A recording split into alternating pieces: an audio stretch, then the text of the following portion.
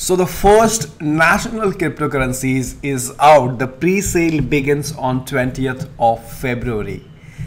There has been a lot of talk over these national cryptocurrencies that these countries will come up with their own cryptocurrencies and what happens to Bitcoin and other cryptocurrencies. And this is what we're going to talk about, guys. Welcome back to Crypto Conversation. This is your host Shiv, and in case you're new to this channel, make sure you subscribe. This is a channel we talk about cryptocurrencies, Bitcoin, blockchain, ICOs, news developments, market sentiments to keep you guys updated. Now, once again, everything that we cover is just my personal opinion, not a financial or investment advice. If you're investing into cryptocurrency, please do your own research. So what exactly happened? Venezuela announced the white paper and the pre-sale of its oil-backed cryptocurrency called Petro.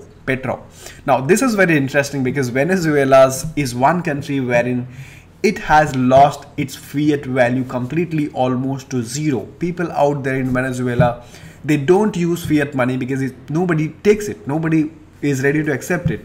So what do people use? People use Bitcoin. People use US dollar. And in this time, this was greatly needed. One thing that I did like about this national cryptocurrency is that this national cryptocurrency has a physical asset backup. This is backed by the by the crude oil. So let's go ahead and read out what exactly happened and whether this pre-sale, which begins on 20th of February, is open for public or is it only open for some kind of particular set of investors. So Venezuela's Nicolas Maduro, the president, has announced the pre-sale of the country's national-based oil-backed cryptocurrencies, the Petro. In addition, he presented and signed the official Petro's white paper and unveiled the Petro container for mining the new currency. As you can see, this is backed by the physical asset. Pre-sale of Petro. During the meeting of the Council of Ministers on Tuesday, Maduro announced that the pre-sale of Venezuela's national cryptocurrency, the Petro, will begin on February 20th. So we have reached the future. This is what the president has to say. We have reached the future. Venezuela advances an economic power. Now this statement is very significant, guys.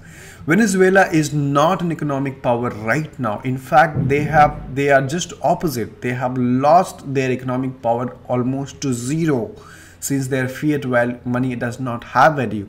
And in these times, him making this statement based on the assumption that this cryptocurrency will do something goes to show what does the future look like for all the other countries. How does the world look like in the maybe in the next 5 years or maybe next 10 years? The decentralized assets, the cryptocurrencies, are going to the future. And countries which are accepting, will be embracing this technology, will be the next economic power, is what I get from this statement. He said that through ERC20 token, the president remarked specifying that the Petro pre-sale will begin through ERC20 tokens. So it's an ERC20 token built on Ethereum is what they are selling. Venezuela is the forefront of the world, and we are going to accelerate permanently the startup of the cryptocurrencies, the Petro. So he presented the white paper, the functions, the vision and the conditions of the Petro he described there. However, there have been a lot of white paper. One thing that I noticed that this white paper right now is not available for everyone to go through.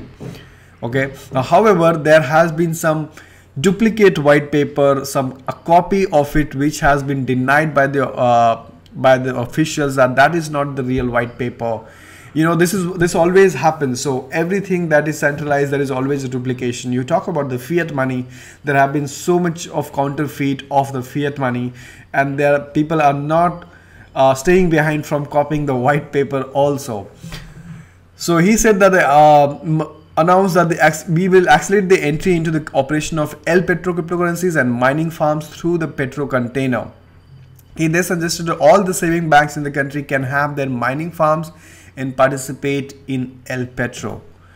There would be, okay, this is interesting. So Maduro soon installed Carlos Vargas as a superintendent of cryptocurrencies. He then assigned over 5 billion of barrels of crude oil to back the new currency and announced the issue of 100 million. So now you know there is going to be about 100 millions of Petro currency. We all talk about what's the total supply. So this is the limited supply, and this is what we want. In fiat currency, this is not limited, right? Fiat, you can print as much as you want, but when you come to cryptocurrency, it has to have a maximum supply limit. So it has 100 million. You can see that it is making a difference, right? However, the Venezuelan National Assembly soon declared the petrol illegal, cannot backed by oil. Undeterred, the president proceeded to convince 10 other countries to join in on the Petro project, as well as offering discount of up to 60% to early Petro investors. Is it going to be bought by other countries? I'm not really sure on that, because they have offered 60% discount to early investors. He said that we have received very auspicious comments from experts in cryptocurrencies around the world. Guys, definitely let me know, what do you think about the first national cryptocurrencies pre-sale? Is this era has already begun? Do you think the other countries are going to just follow it? What do you think? What would be the status of this decentralized cryptocurrencies compared to this national cryptocurrencies? Let me know your opinion in the comment box below. Thank you so much for watching. I'll see you in my next video. Give this video a like and subscribe if you're new.